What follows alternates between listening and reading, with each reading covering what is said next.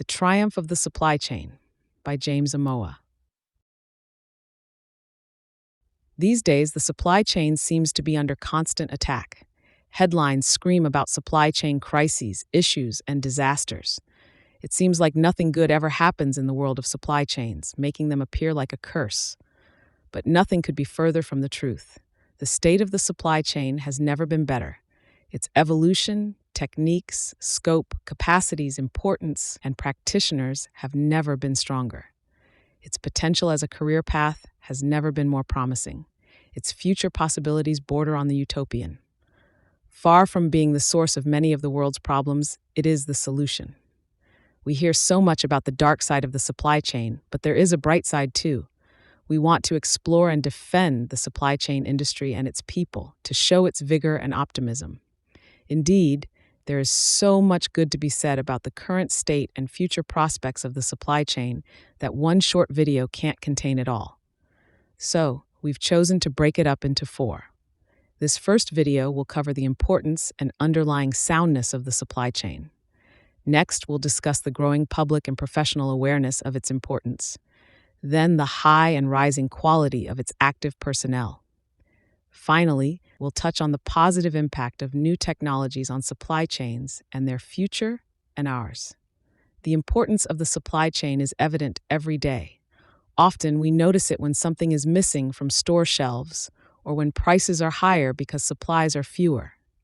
We complain, but rarely do we appreciate the thousands of other items that are on the shelves or the many necessities and luxuries that surround us despite unprecedented global disruptions. Thanks to how well existing supply chains continue to function, more people are being fed, clothed, housed, and given medical care than at any point in human history.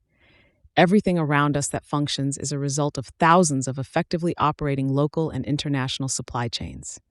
Skeptics may ask, if things are so good, why are they so bad? The truth is, it's not due to intrinsic weaknesses in supply chains, but because of historical accidents and poor political leadership. It is not the fault of the supply chain if a global pandemic sweeps across the world, but it is the fault of political leaders if they respond by locking down entire nations. Shipping can't proceed if governments shut down ports, and farmers can't deliver food to restaurants if every last restaurant in a region is ordered closed.